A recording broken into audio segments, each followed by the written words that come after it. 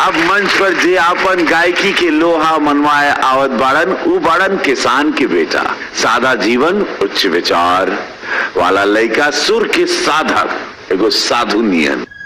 स्वागत बा गुरु मनोहर के शिष्य चुनार, यूपी वाला सुपर हिट कुमार सूरज कुमार के।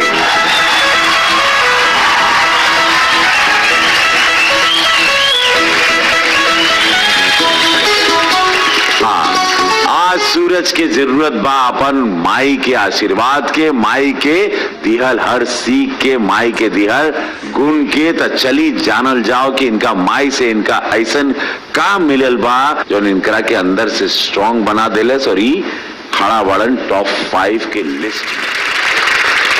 त का आज ही टॉप 4 फाइनलिस्ट में अपन खूटा गाड़ पहियन की ना, चला देखल जाओ। ऑल द बेस्ट बाबू। अरे हर हर महादेव, शाम दिए हैं। जय हो।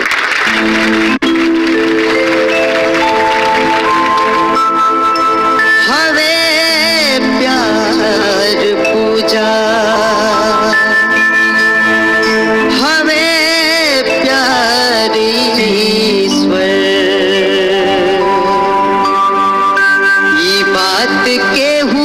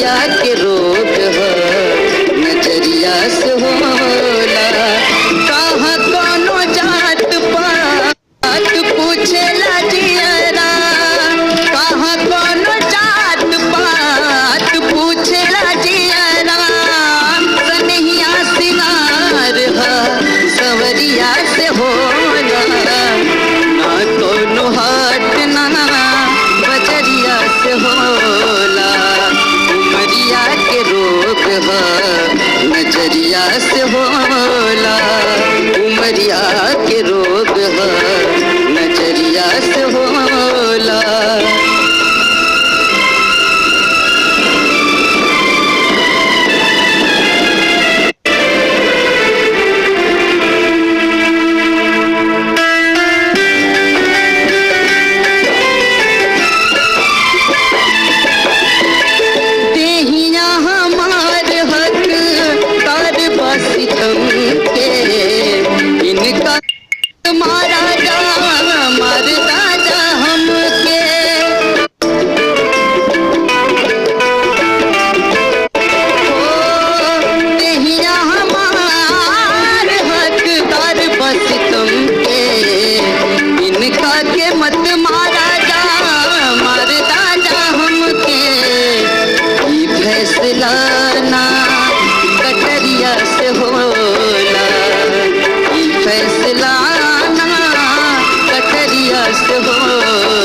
उमरिया के रोग है नजरिया से होला, उमरिया के रोग है नजरिया से होला, उमरिया के रोग है नजरिया से होला, उमरिया के रोग है नजरिया से होला।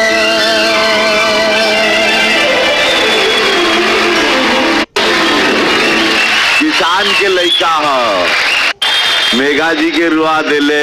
ऐश्वर्या बाबू का कुर्सी का पहली बार हम देखे कि लेट के सुनत रहला।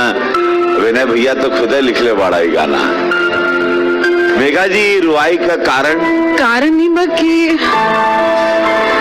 पता ना, हार जीत का मिली इनका हमके ना पता, लेकिन डिजर्व करे लेकिन इनके जीवन में बदलाव आए, ये अपन गांव घर के सूरज बने।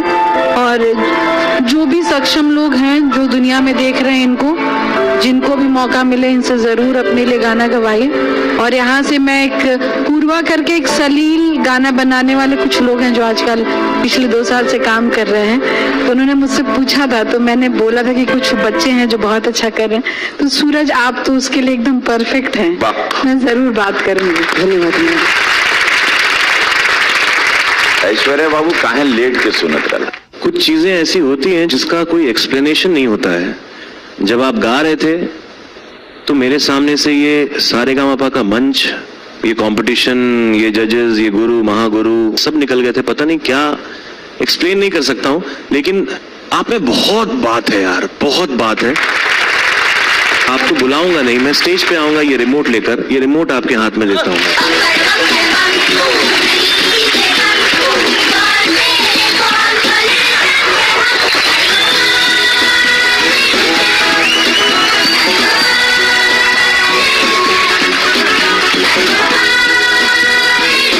लड़का है, मैं इसको रिमोट पकड़ा रहा हूँ, ये मुझसे बोल रहा है आप दे दो। चला, कितना चाहिए ये बताओ, मैं दबाता हूँ तुम्हारे बेहाफ पर। 20।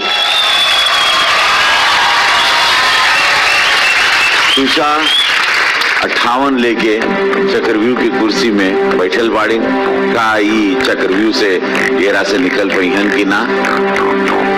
Marks please.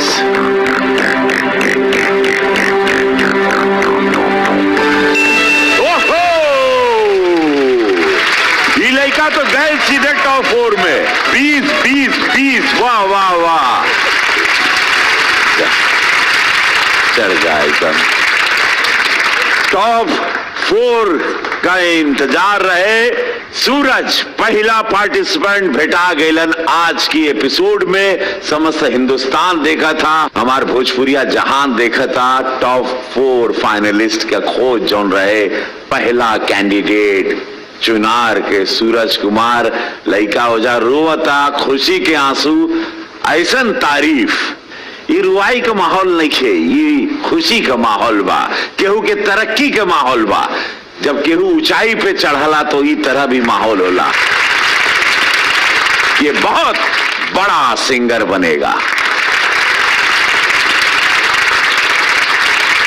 Sa Re Ga Ma Pa little champs के अब तक के सफर में 2020 परफॉर्मर ऑफ द डे। पहले 2020 परफॉर्मर ऑफ द डे है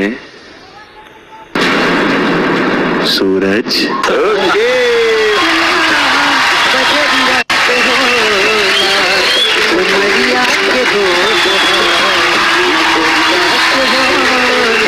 पूरा भाई टॉप 4 फाइनलिस्ट के तलाश सुर के 5 पांडवों में से एक कैफ खान के विदाई हो गई। ऑयल गेलन टॉप 4 फाइनलिस्ट 1 2 3